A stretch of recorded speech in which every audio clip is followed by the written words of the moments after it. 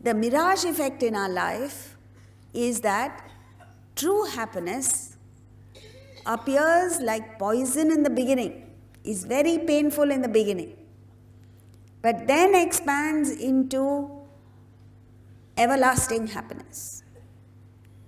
And this is based on the wisdom of the intellect. Whereas false happiness or rajasic happiness is very pleasant in the beginning, is like nectar in the beginning, the Gita says, but only in the beginning. And then it turns into a lifetime of sorrow and pain and suffering. And this is based on the impulse of the mind. Let's take examples. Do you like to exercise first thing in the morning? No. Even a person who is used to exercising, knows the benefits of exercise, when that person wakes up, the instinct of the mind is go back to sleep.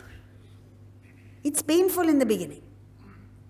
But if you have the wisdom, if the intellect has the knowledge to overcome those few moments of pain, then you have happiness. You're in good health. You enjoy that exercise. Healthy food. Do you like it? No. You need to cultivate a taste for it. It's painful in the beginning. Then later, it gives you happiness. Classical music, classical dance, classical literature, all of this is painful in the beginning. It needs to be developed, cultivated. And then you get hours and hours of pleasure. Whereas, on the other hand, lazing around in bed. I've heard of many teenagers who don't wake up till 12 noon. So they don't know what AM is. They only know PM. Eating junk food. You don't need to educate a child on junk food. The child automatically takes to it. It's amazing how they do it, but it's true. But vegetables, you have to keep forcing the child. To be selfish seems so pleasant in the beginning. To cut corners, to take undue advantage of people.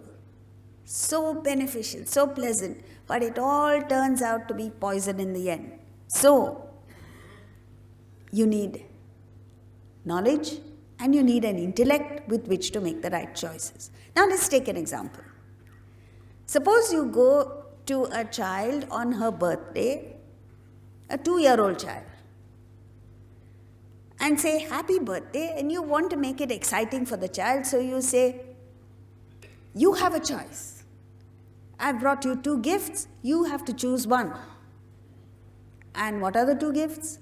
On the one hand, you have a huge box of chocolates, very nicely wrapped, very attractively wrapped. And in the other hand, you have a plain white envelope with a check for $1 million. $1 million. Okay? You're smiling already. What do you think the child will choose? Chocolate. If you were given the choice, which you won't, what will you choose? Obviously the check. What's the difference between you and the child? Why does the child choose the chocolates and you choose the check? What is it that the child does not have?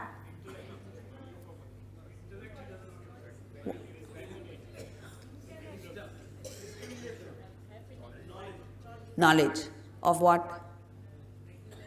The value of the check.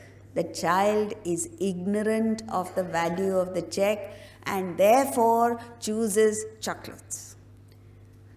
And so also all of us. We are constantly given a choice between the higher, the more satisfying, the more gratifying, and the lower. And we are constantly choosing the lower because unfortunately we have no knowledge of the higher. We don't know the value of the higher.